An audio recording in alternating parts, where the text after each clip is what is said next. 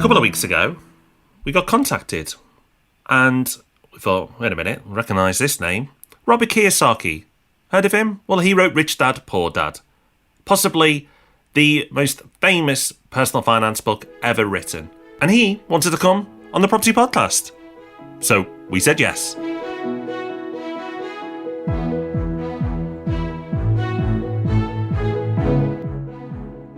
Welcome to the Property Podcast, where every Thursday morning, property investors come to be informed and inspired.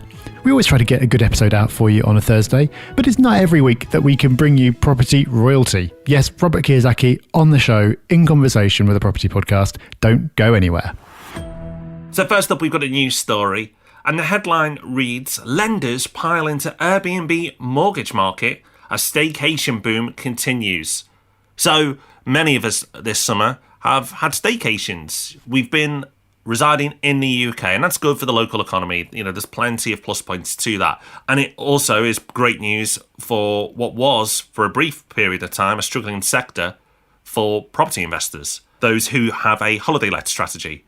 So they went from crickets, literally nobody booking their properties, to what was pretty much a boom. But what's great to see, Rob, is that the mortgage market is already quickly reacted to this new trend. Yeah, which is really good news, because one of the main obstacles to getting involved in holiday lets has actually been mortgages. You need a specific type of mortgage for a holiday let, separate from what you'd need from a buy-to-let. And there have never been that many products around because it's kind of a niche area and it's harder to underwrite, because how does a lender know whether it's going to be occupied for 100 nights or 200 based on the location? It's difficult for them to do. So for the most part, lenders just haven't been that interested, and there have been very, very few options around. Well, that is starting to change because they're getting wise to the fact that there is a lot of demand out there from borrowers now, and therefore money to be made. And there are now 14 different providers of holiday let mortgages, which is the highest I can ever remember it being. Interest rates on holiday lets typically higher, again because of the higher risk. But according to this article, the average interest rate for a fixed rate is just under 3.5%, which is still more expensive than your standard buy-to-let, but not bad at all. So holiday lets as a strategy still need lots of research. You need to be quite active, but at least the finance barrier is a little bit lower than it was before. So last week, I went to the zoo. And I had a really great day. There weren't too many people there. It was really easy to walk around. Thought we weren't going to see some lions, but then we did. The penguins were amazing. It was a great day out. I was feeling very pleased with myself. But then I looked at my phone, had a message from Rob, who said, I'm speaking to Robert Kiyosaki in a minute. Do you want to ask him anything? So I've been slightly outdone, and I missed out on the chance of speaking to the author of the most influential book for almost every property investor out there, Rich Dad, Poor Dad. But luckily, Rob B wasn't skiving. He was around to take Mr. Kiyosaki's call, and they had a great conversation. Now, as you'll hear, Robert is not short of an opinion. He says a lot in this episode, lots of it very attention-grabbing, some of it controversial. So in next week's episode, Rob and I are going to give our reactions to this interview. But for now, we're just going to listen in to Rob's interview with the man himself, Robert Kiyosaki. So Rob, thank you for coming on the show. Great to have you.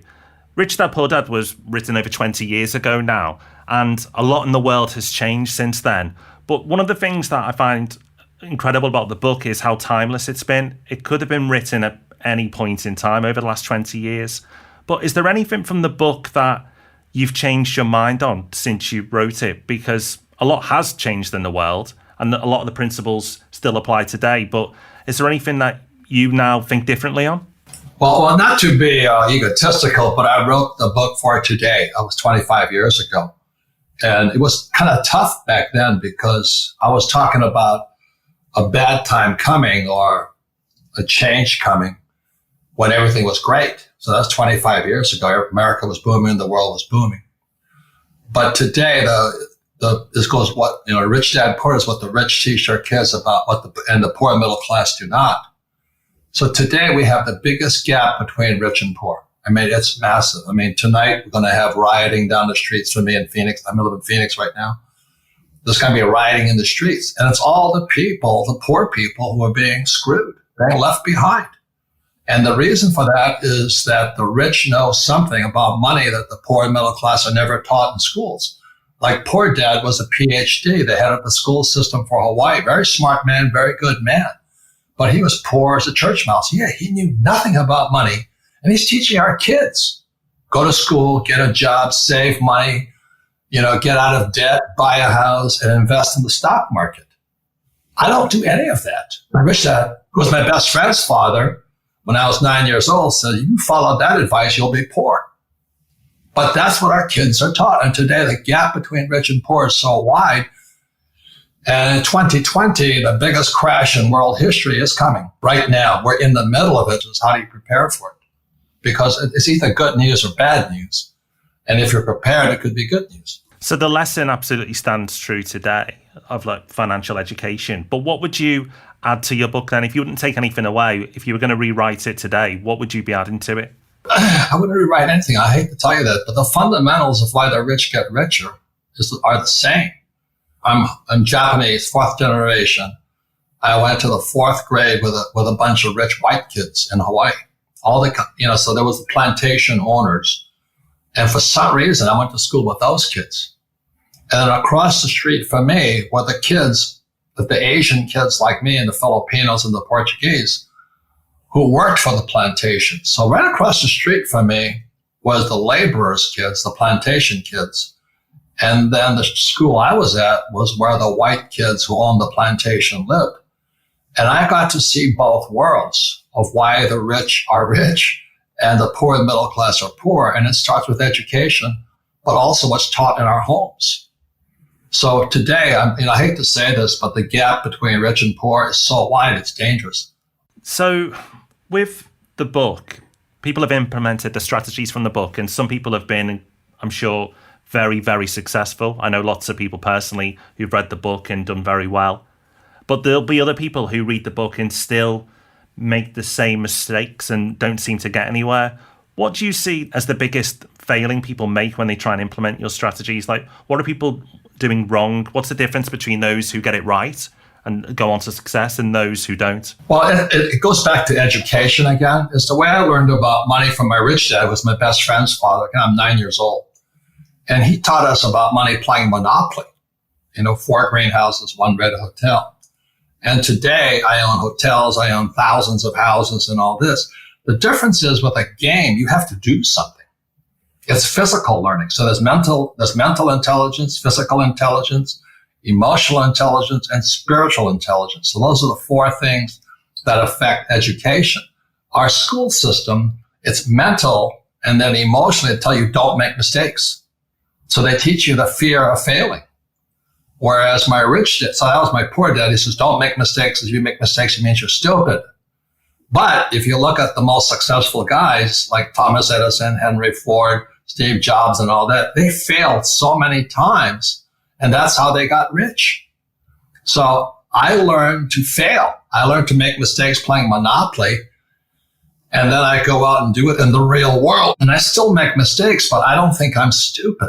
But I meet so many highly educated academic types. If they make a mistake, they're ashamed of it. They think, oh, that means I'm stupid. It's really interesting. And that's the big, like Tiger Woods is the greatest athlete of the modern times. He went up to the peaks and down to the bottom, and he came roaring back. And I've seen him play golf. I mean, he couldn't play golf if he didn't make a few mistakes. He made a few bad shots. He probably putted 10 million times. But our schools say, just memorize the answers to putt, but don't putt. Well, how are you going to learn the damn thing? So that's what's wrong with school teachers or academics or these elites.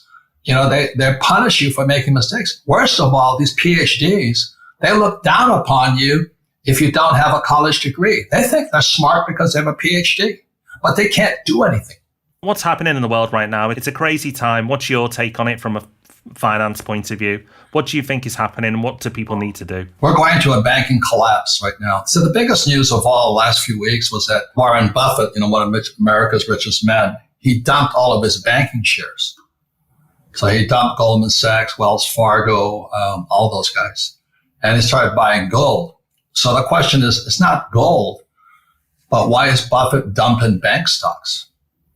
And why is he dumping airline stocks? That means we're going into a collapse globally.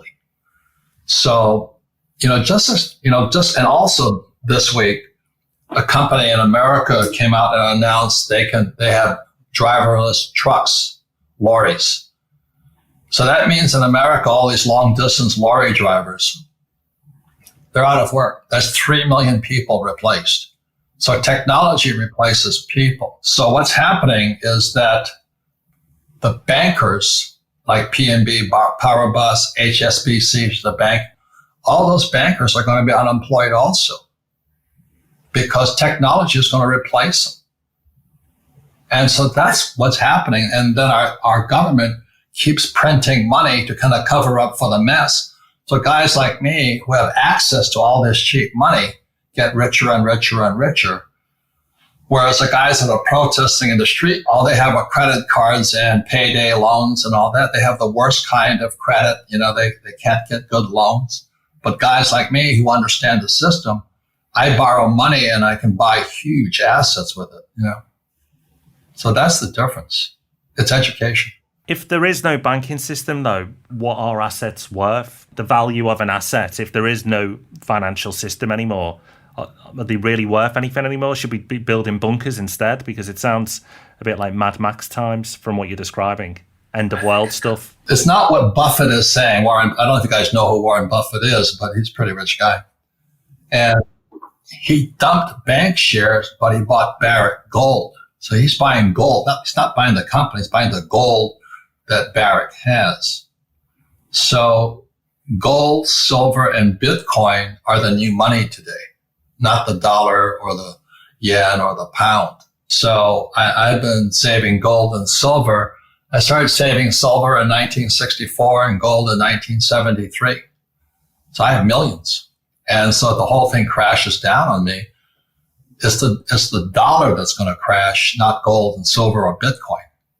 And that's so I don't save. What I'm trying to say is I don't save the pound sterling, or I don't save the euro, and I don't save the yen and the peso and all that stuff. I save gold, silver, and Bitcoin because they can't mess with that kind of currency, that money. So is that what you think other people should be doing as well? Getting into gold and Bitcoin? Is there any other asset classes that you feel comfortable with at the moment? That's a great question, Bob, because you're going to hear all these experts, and I'm considered one of the experts, and I'm just an ordinary guy who's been watching this ripoff by the American banking system. Like, I don't invest in stocks. Everybody else does. And what I am is an entrepreneur. And when I saw the iPhone come out, I said, holy mackerel, that's the most powerful tool an entrepreneur could have. Today you could sit anywhere in the world and do business with an iPhone. But most people are looking for a job versus being an entrepreneur. So they're thinking like an employee, like my poor dad, and not like an entrepreneur like my rich dad. So I'm an entrepreneur. I don't have a job. I employ hundreds of people, but I don't want a job because if I have a job, I'll pay taxes. I'm opposite of everybody else. I use debt because debt is cheap today, especially. And the more debt I use, the less tax I pay. So this hasn't happened yet. There is a lot happening in the world, but at the moment, the banking system hasn't collapsed. When do you think this is going to happen? It's happening. That's what I'm saying to you. It already happened. HSBC is in serious trouble because China is in trouble. Hong Kong's in trouble. And the whole thing started back in 1971 when Nixon took the dollar off the gold standard. And then the world could just print as much money as they wanted to. So that's why I shifted to gold. Bought my first gold coin in 1972 in Hong Kong. And I was a Marine Corps pilot flying in Vietnam, and I sailed into Hong Kong. It was illegal for Americans to own gold in 72. So when I got to Hong Kong, I bought a South African Krugerrand for about $50. And today that Krugerrand's worth about $2,000. I still have it. It's in a vault in Switzerland, but I don't keep it here.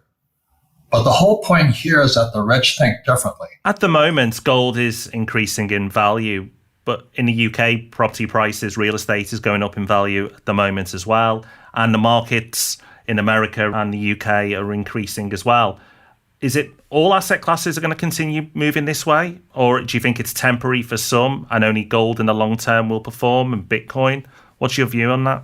Well, okay, let me just say, it's not what Buffett says because he doesn't tell the truth necessarily. It's what is he doing? He's dumping all of his banking shares and he's buying gold and he's dumping airlines. So if you're sitting there going, okay, now what's happening? And what happened is the Federal Reserve Bank is printing so much money, they pump it into the stock market. They drop interest rates so low, so mom and pop, Mr. and Mrs. Average, they're buying a house, speculating, hoping the price of the real estate goes up. It's going to crash. That's the problem. What will cause that crash? The banking is going to collapse. Technology is going to replace bankers. Just as Amazon replaced retailers, technology is going to replace bankers. People would counter that by saying, well, in the past, before the Industrial Revolution, everyone was farmers. And then the Industrial Revolution came along and they said, right, machines will replace the farmers. But then farmers became factory workers. So is it that some jobs will be eliminated over time, but new jobs are coming in its place? Do you think that trend is no longer going to continue? Or do you think that will happen and bankers will become techies and other type of jobs and work in the digital world instead? Or do you feel that actually for the first time in history it's going to go backwards and there's going to be a vacuum of these roles and jobs in the future? Well, I'll kind of leave that up to everybody else to decide, because that's what the global crisis thing is. Some people say I'm full of, what? I think I'll just say this much: technology replaces people.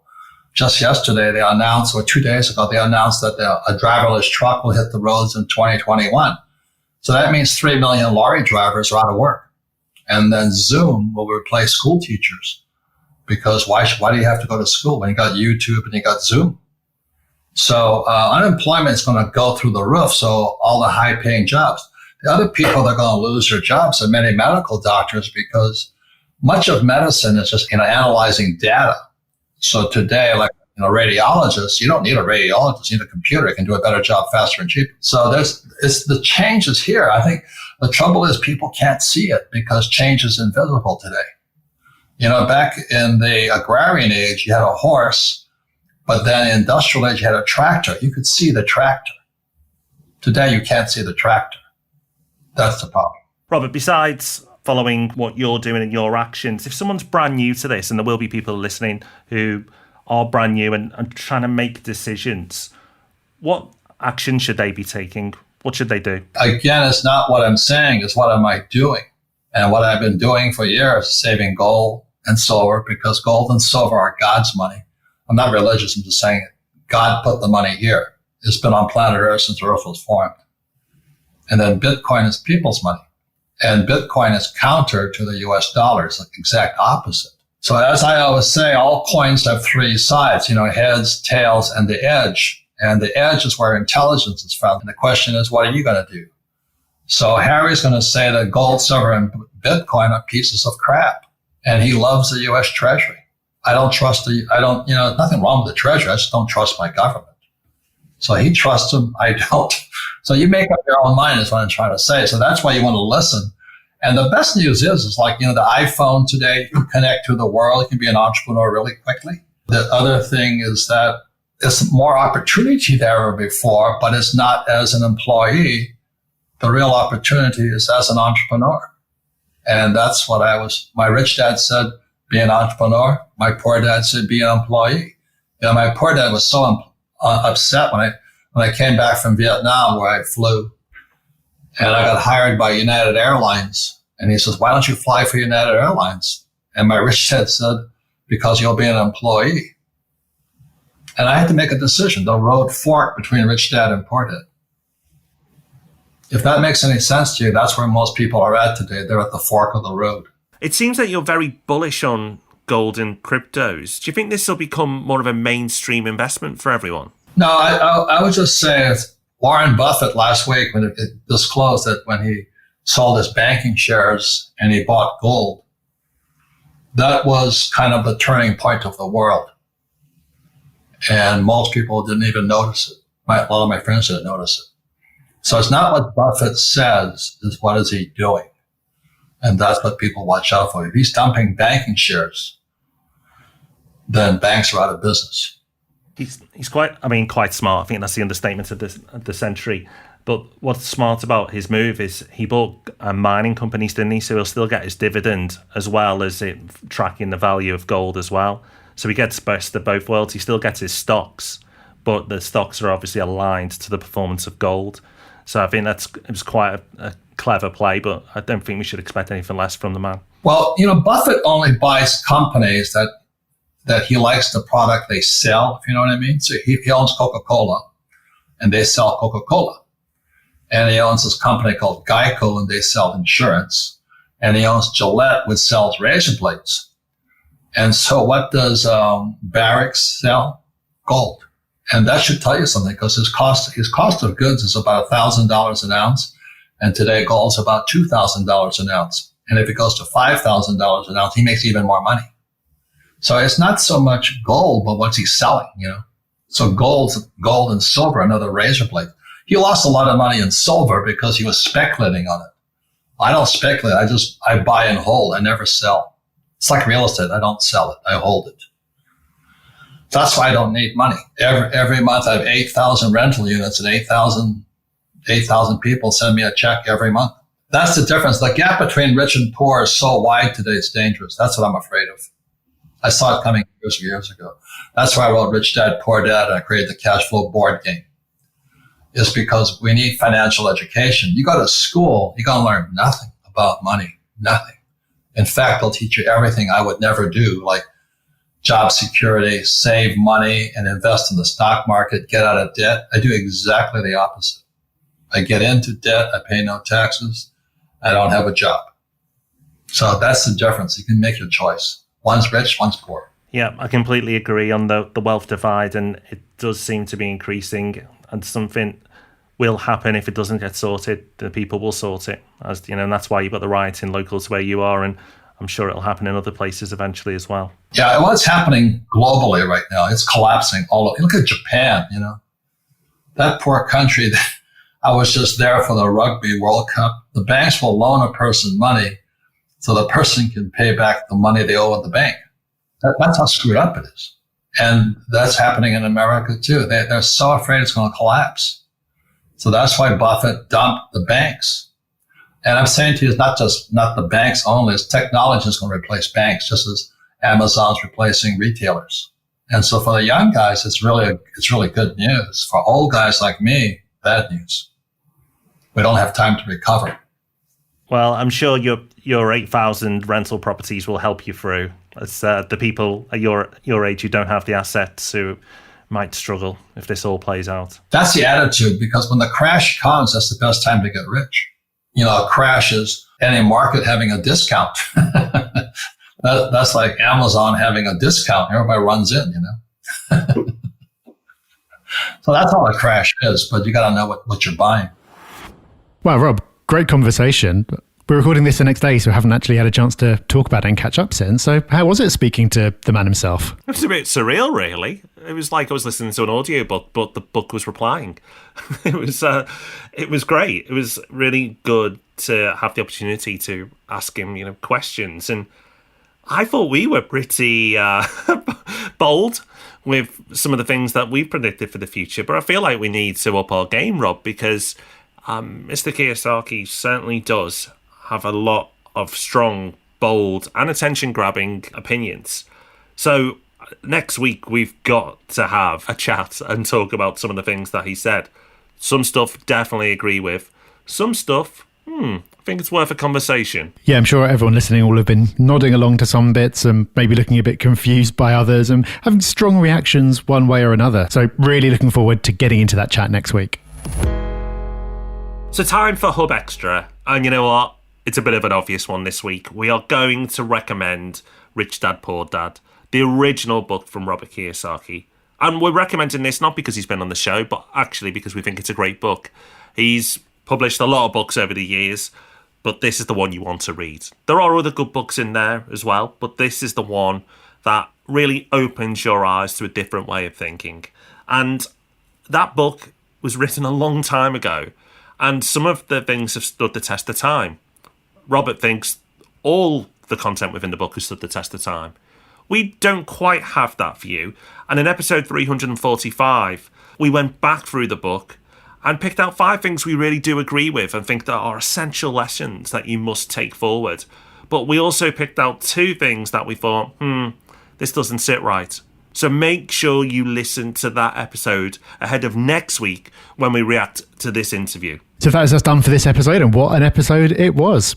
Next week, we'll be back with our reactions to this conversation. And in the meantime, there's loads to keep you busy. There's our YouTube channel. Just go to youtube.com and search Property Hub UK. And we're also Property Hub UK on all the socials, Facebook, Twitter and Instagram. Let us know what you thought of today's interview. But until we see you next, have a great week. Bye-bye. Bye-bye.